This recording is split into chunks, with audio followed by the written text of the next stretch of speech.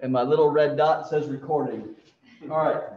So we will begin today as I usually want to do, and we'll begin with the gospel. I love Paul's letters, but I think it's important that we talk about what Jesus did and what he taught and the like too. So let's start with the gospel today, and if we can tie in the letter from 1 Corinthians, we'll do so. But so it is the shorter reading as well. So Sharon got stuck with a long reading this morning from 1 Corinthians. The gospel according to Mark here. This is again from the first chapter. They went to Capernaum, and when the Sabbath came, Jesus went into the synagogue and began to teach. The people were amazed at his teaching, because he taught them as one who had authority, not as the teachers of the law. Just then, a man in their synagogue who was possessed by an impure spirit cried out, "What do you want with us, Jesus of Nazareth? Have you come to destroy us? I know who you are, the Holy One of God." "Be quiet," said Jesus sternly. "Come out of him." The impure spirit shook the man violently and came out of him with a shriek. The people were all so amazed that they asked each other, "What is this? A new teaching and with authority? He even gives orders to impure spirits and they obey him." News about him spread quickly over the whole region of Galilee. So a few notes just on the literary side here of what we're reading. That this is from the first chapter of the gospel.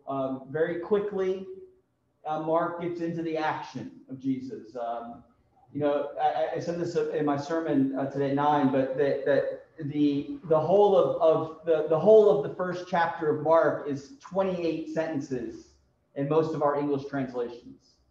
And in those 28 sentences, there are 6 scenes. Right? There is the baptism of Jesus, the temptation of Jesus, the ministry of John the Baptist, the arrest of John the Baptist. There is this scene here, and the call of the first disciples. So there's a lot happening in this first chapter, and part of what is going on there is, in a literary sense, at least in the narrative, there's this presentation of an urgency to the mission of Jesus. There's an urgency to what Jesus has come for and come about. Okay, in the first, not in this scene, but in the first chapter, the word immediately, euthos in the Greek, appears 4 times. It appears 31 times in the entire gospel. 31 times the word immediately appears. That's more often than the word faith, more often than the word love, more often than the word hope. Right? So Mark is presenting a mission that Jesus has that has an urgency, kind of an immediacy. There's a need to start quickly, right? And this is what Jesus is doing, right? So that's just kind of the setting. This is the first real action of Jesus in the gospel. I mean, outside there's the baptism and the temptations, but here this is Jesus' first encounter with the people outside of his disciples, which was immediately preceding 7 verses. But here we have Jesus' first encounter with people, his first act of ministry, and that's the expelling of an unclean spirit. Okay. We kind of view this or pursue this as a demon, right? But note that the word demon is not used here. Okay. We really don't know what Mark means by unclean spirit. We can perhaps view it as the manifestation of evil, the manifestation of sin. Unclean, okay, in the Jewish context means that one is unable to enter into community, to enter into the congregation. So there was someone in their worship experience who should not have been there because they were unclean. They were unclean because of their sin, because of something that they did to break the covenant with God. That's what that's the word. That's what the word unclean means. And so there was someone in their worship that should not have been there for that reason. And Jesus does what? Does Jesus crush that person and throw them out of the synagogue, throw them out of worship, expel them from community? What does Jesus do? He expels the evil from them. He expels the uncleanness from them so that they can remain in community. This is the beauty of Mark's gospel. That's what Mark's gospel does throughout. It's Jesus welcoming people into community, but making sure that they're prepared to enter it. Right? As members of community, as living members, breathing members of holy, clean members of community, right? This is what it's all about. It's not the, you aren't good enough for us, so you can't be here. Right? It's we're going to make you good enough, and that's not the right way to phrase it, but we're going to make it so that you are able in righteousness and holiness to be amongst us in the Jewish context of community. Anyway, so that's kind of that's setting the scene here. I wanted to draw that point out about what we're seeing and what we're not seeing. So when you look at this, when you hear this story, what strikes you? I'm sorry, Janice is here. Admit.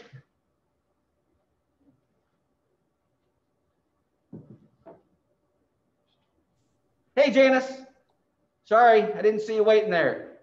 Glad you're with us. We just started talking about the gospel today. This is the gospel from Mark, the expelling of the unclean spirit in the synagogue. So when you hear that story, when you read it or heard, what struck you? Jim? Well, I think it's Jesus noticed something more about somebody that was just disturbing, everybody. He felt there was an evil spirit in him that some people have, acquire, and some people just want to cause trouble, but they're not evil.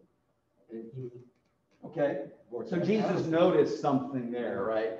So he told him to shut up the spirit. Yeah. Well, I'm glad you used that phrase there. This phrase that we often see in the scriptures in our English translations, "Be quiet," is very nice and gentle, isn't it? Be quiet. But that's not what the Greek says. The Greek says, "Shut up." It is a very forceful command in the Greek. So thanks for bringing that up. But yeah, you're right that Jesus notices something, right? Well, actually, first, what happens first though? That the crowd notices Jesus preaching, but the unclean spirit, or the man with the unclean spirit, notices Jesus first, right?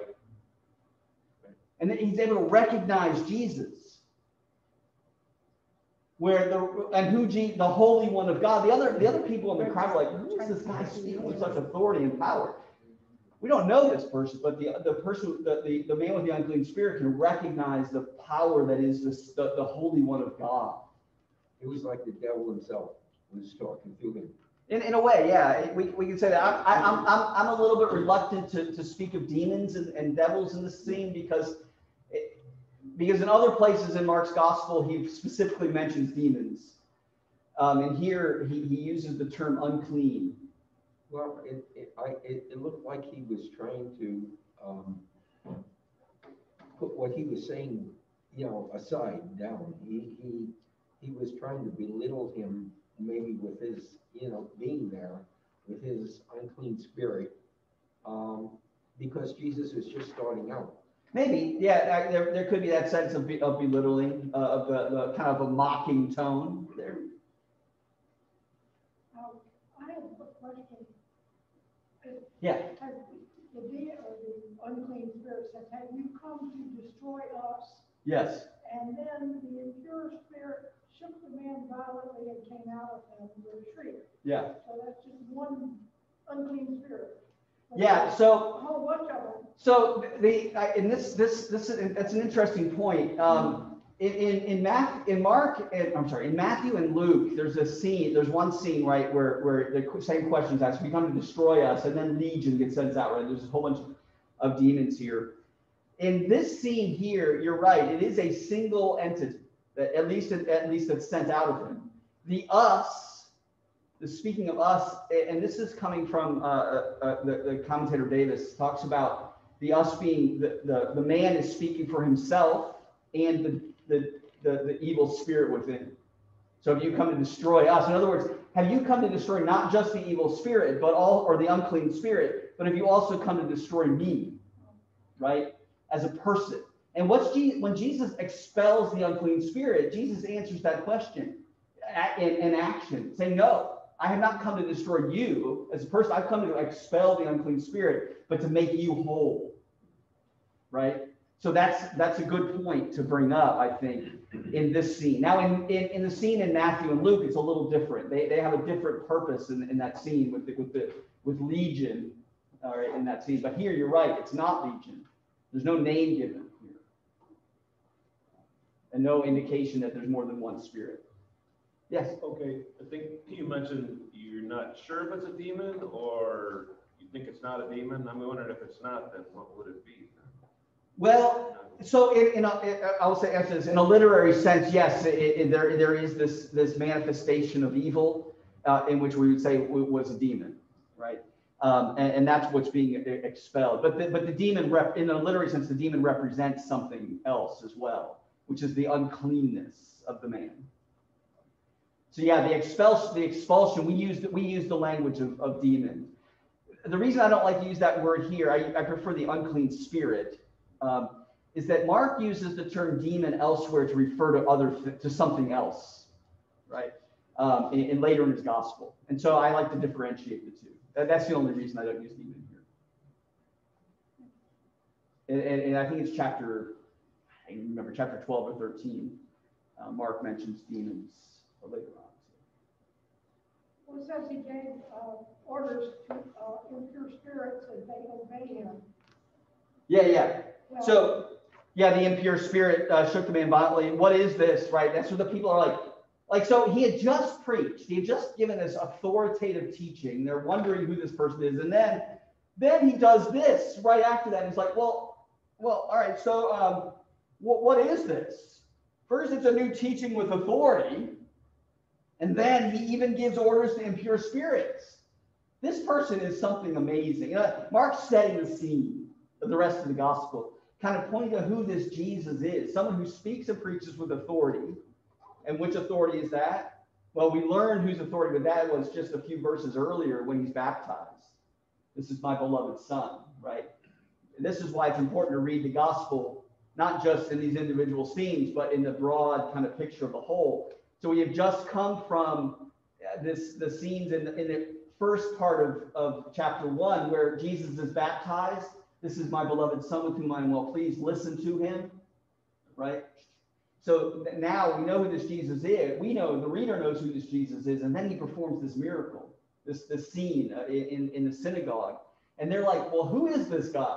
Well, we know as readers, we have that all-seeing eye. But these people like, who is this guy that teaches with authority and casts out the evil spirits, the unclean spirits? Who is this guy? That's what the rest of Mark's story is going to reveal. But it seems like the guy with the evil spirit in him knew who he was. Oh, nobody else did. Yeah, nobody else did. Yeah, the guy with the evil spirit. That's a unique part of Mark's gospel, right? So the guy with the evil spirit knew who he was, but even the disciples weren't completely sure who he was until the middle of the Gospel of Mark, until chapter 8. It's not until chapter 8 that Peter makes the confession of Jesus as Messiah, Son of the living God, right? But here, at the beginning of the Gospel, the unclean spirit knows who he is, or the man with the unclean spirit knows who he is. He's the man with the unclean spirit can recognize his power. Yeah. Do you think this is before Peter walked on the water, where they realized, wow, even the wind and the rain obey him? And do you think this might be before that, where they're still figuring out? Yeah, it's definitely before that. At least in the literary flow, the narrative flow of the gospel. The walking on water won't occur in Mark's gospel until chapter 4, maybe chapter 3. Do you think that's sequential though? It is definitely sequential, yeah. So here they don't know, and and as Jesus continues his ministry in Mark's gospel, the disciples gain awareness of who Jesus is, definitely.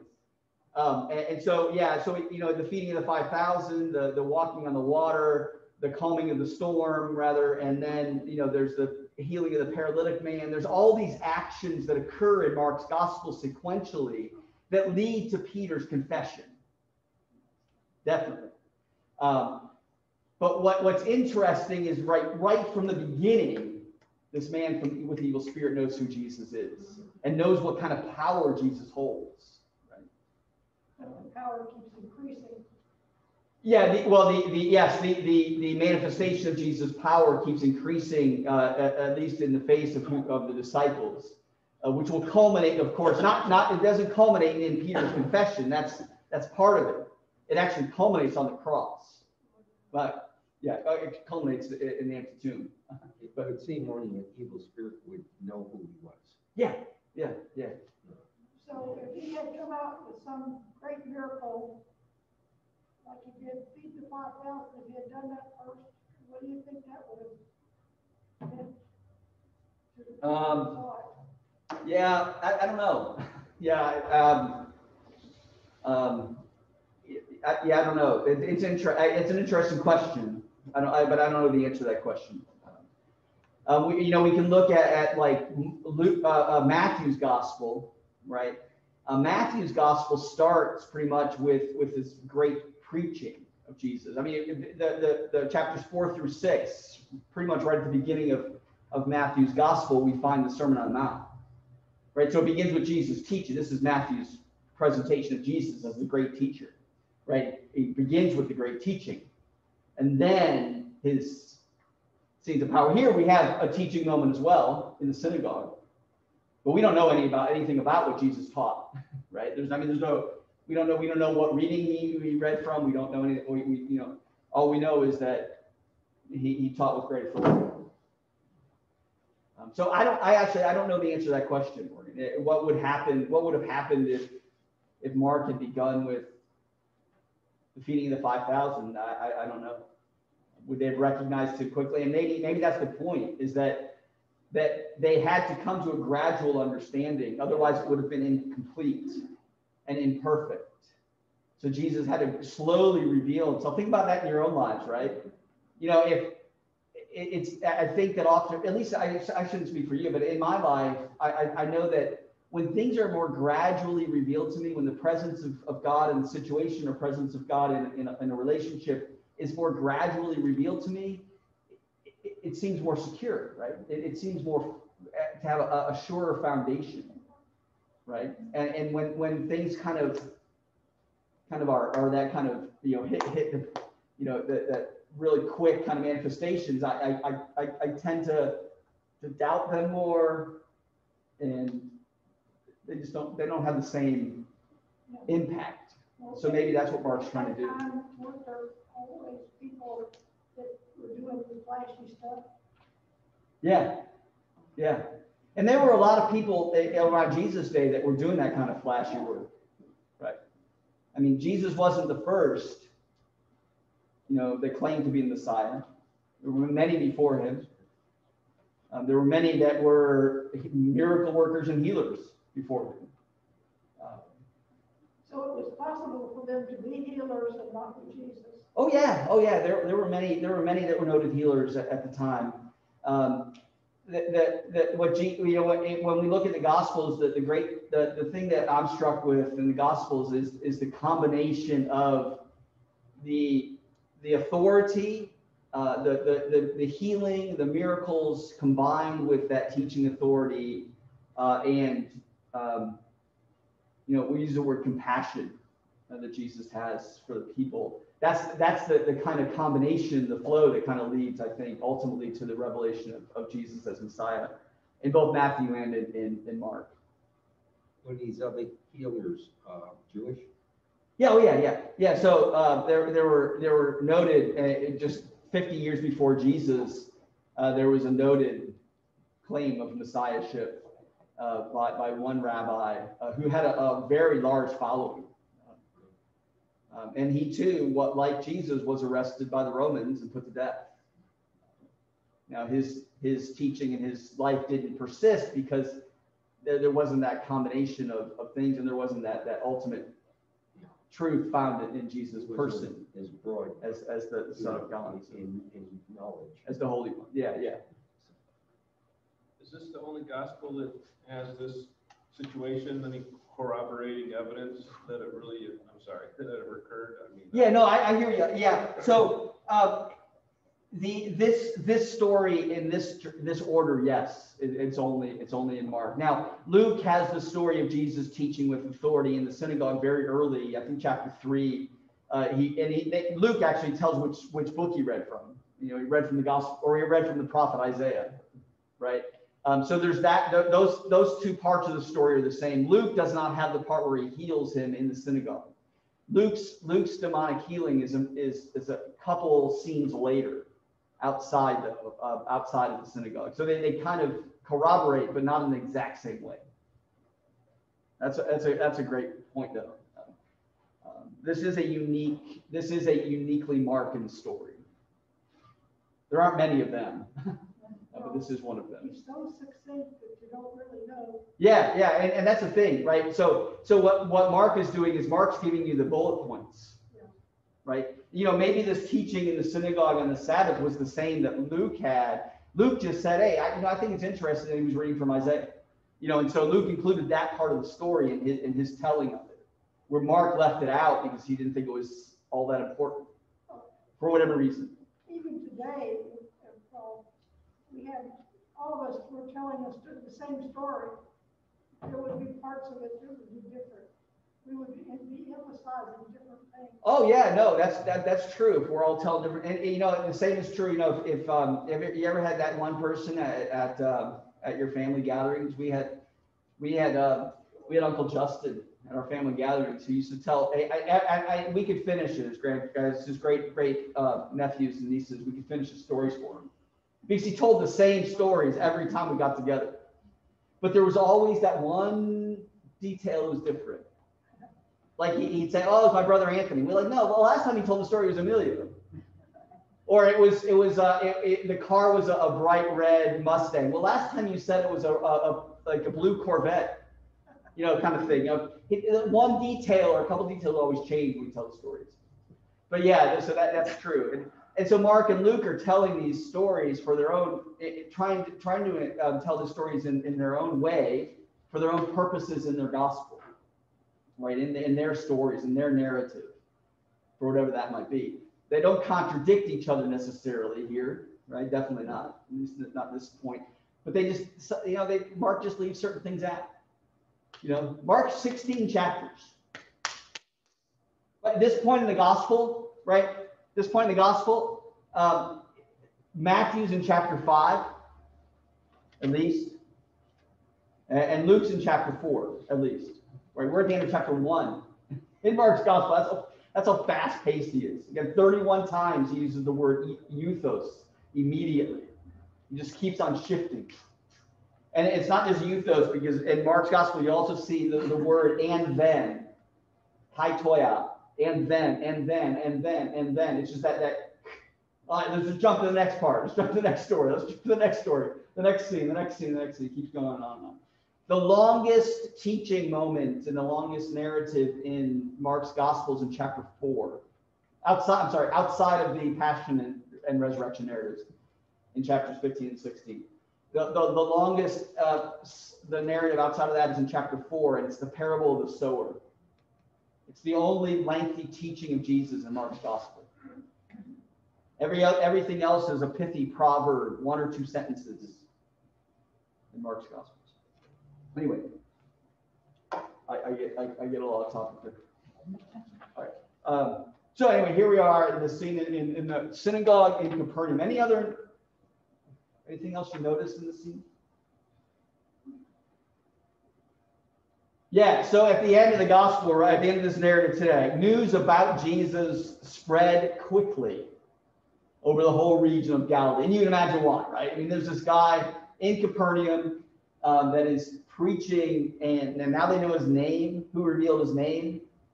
the man with the unclean spirit, revealed who he was. You know, this is not where, Capernaum's not where Jesus was from. Jesus is from 20 miles south, in the village of Nazareth. Now he's in the big city of Capernaum, city of 15,000 people. Right now he's in the big city. Nobody knows who he is, but he stands up in the synagogue and preaches with authority. But now everybody knows who he is because he stood up and preached with authority and drove out the unclean spirit. Right. The whole region of Galilee. Well, that would give Facebook. I'm sorry, we have two people. They didn't even have Facebook. And he didn't have Facebook, right? Yeah. Yeah, it spread without Twitter. Nobody tweeted about him. Yeah, none of that. Jim? Well, it would give credence to what Jesus had said. His authority. Sure. To take away that evil spirit. Yeah, and that's definitely true. So, and this is a good point to remember too, in all the Gospels really, is that Jesus, the actions of Jesus, the driving out of unclean spirits, the healing, all this kind of stuff, yes, they benefit, and they are for the purpose of benefiting and healing and making people whole. But they also are used, at least in the gospel setting, the literary narrative of the gospel, they're used to give credence to what Jesus says, right? So his preaching and his acting go hand in hand in the Gospels. Now, again, in Mark, we have very little actually written about what Jesus teaches, but there are a lot of scenes where Mark says that Jesus taught. He just doesn't tell us what he taught. He shows us what he taught in his actions. Yes? Yeah, no, he wasn't one of the original 12, right? Mark? Yeah. No, at least in the tradition. So that's a good question with the Gospel of Mark. The Gospel of Mark is actually, it's not signed. There's nowhere in the Gospel itself that indicates who wrote it. The name Mark was assigned early on, granted, in the mid-second century, about 150. It was assigned by several people. And the tradition holds that this was this was John Mark of Paul, one of Paul's companions, that wrote this gospel. So that's the tradition behind it, and that Luke is the companion of Peter, or also perhaps a companion of Paul, but also was both a companion of Peter and a companion of Paul, and that's who wrote that gospel. So yes, he was not one of the 12. But he has firsthand knowledge. So he certainly knew the people that knew Jesus, right? And so while he's companion of Peter, he also knew those folks. He knew Peter, certainly, I'm sure, right? He probably knew John. He knew those guys, and that's how he got the stories. I read, when I was reading the Gospel of Mark at the very, very end. Yeah. It says, and then when Jesus was getting arrested, Yeah. it said there was a young boy in the bushes or the woods watching, and I'm like, I don't remember reading that. So I went through all the other ones, and it wasn't in it. So I Googled it, and it was like, maybe that was really Mark himself witnessing the arrest. Yeah, it was. That's at the very, very end. Yeah, I have to go back and look, but it could have been. Yeah, I mean, there's a possibility that Mark was a witness. That certainly is a possibility. It's almost assured that Mark was almost assuredly a native. Was almost assuredly a Jew. Isn't Mark the earliest gospel? In my reckoning, yes. I do date him a little bit later than many people, but yes, I date Mark's gospel right around 70. Certainly after the persecutions of Nero in 64, so anywhere from 65 to 70, but I do place him after 70, after the destruction of the temple, but it doesn't really matter. But yes, I think he was the first gospel written. Luke and Matthew borrow his outline, as it were, and expand it. They're very close. Yeah. So.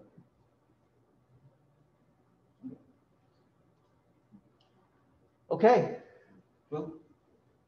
So yeah, there was enough for Mark. those 7 verses to fill half an hour or so. We will not have Bible study next week, okay, because of the annual meeting. Father David will have to set up for the annual meeting during our Bible study time. So again, next week service is only at 9 and 10.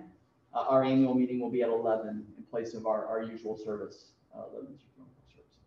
All right, thank you. Thank you. Thank you, Janice.